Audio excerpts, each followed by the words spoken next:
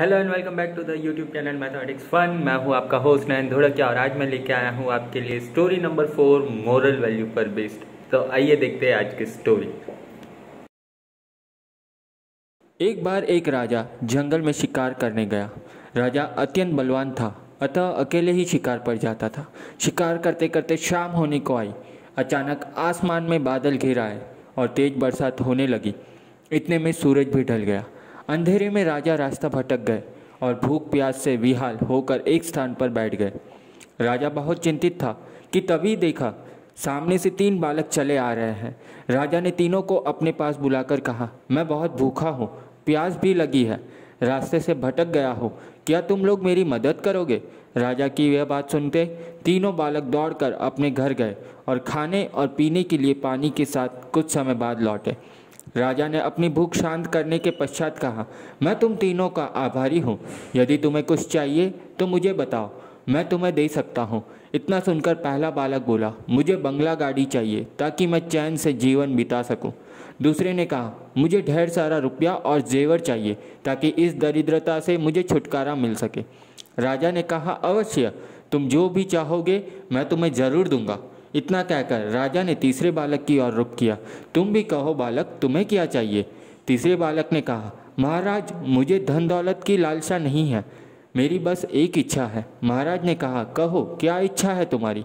मैं पढ़ना चाहता हूँ, विद्या अर्जित करना चाहता हूँ। महाराज ने उसे विद्या ग्रहण करने के लिए आश्रम भिजवा दिया। कुछ समय बाद वो एक विद्वान बन गया और खुशी खुशी राजा ने उसको अपने दरबार में रत्न के उपाधि से स्थान दिया।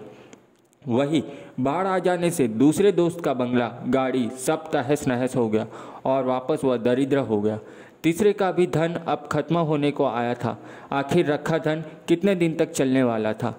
विद्वान मित्र की एक दिन पुराने दोनों मित्रों से भेंट हुई तो दोनों को उसने दरिद्र अवस्था में पाया। दोनों विद्वान मित्र से उसकी खुशहाली का कारण पूछने लगे। विद्वान ने बताया, तुम दोनों ने राजा के से धन मांगा जो कि मैं जानता था एक दिन समाप्त हो जाएगा, अतः मैंने राजा से विद्या रूपी धन मांगा था। यह धन सदैव मेरे साथ रहेगा। कभी न खर्च हो सकने वाले इस धन ने मुझे मान, सम्मान और प्रतिष्ठा सभी से धनवान बना दिया। दोनों मित्र अब अपनी मूर्खता पर पछता रहे थे। इसीलिए कहा जाता है कि विद्या एक अमूल्य धन है जो कभी समाप्त नहीं होता, अपितु बढ़ता ही जाता है। आज के युग में भी विद्या से बड़ा कोई धन नहीं। अगर कोई विद्वान है तो अपनी शिक्षा के बल पर वह अपना जीवन खुशी से और समृद्ध तरीके से बिता सकता है। यह सीख हर एक युवा को लेनी चाहिए कि चाहे कुछ भी हो जाए अपनी शिक्षा जरूर ग्रहण करें। शिक्षा के बल पर मान, सम्मान और समृद्धि मिल सकती है, लेकिन अशिक्षित व्यक्ति का धन एक न एक दिन खत्म हो ही जाएगा और वह फिर से दरिद्र बन जाएगा।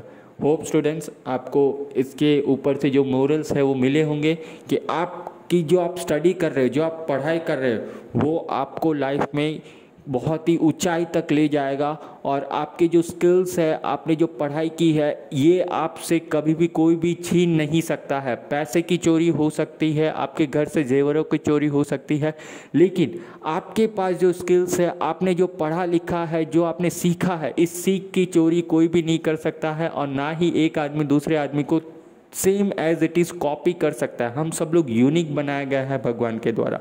तो हमेशा अपनी पढ़ाई पर फोकस रहे, अपने स्किल्स को डेवलप करते रहे ताकि आपका फ्यूचर और बेटर बन सके।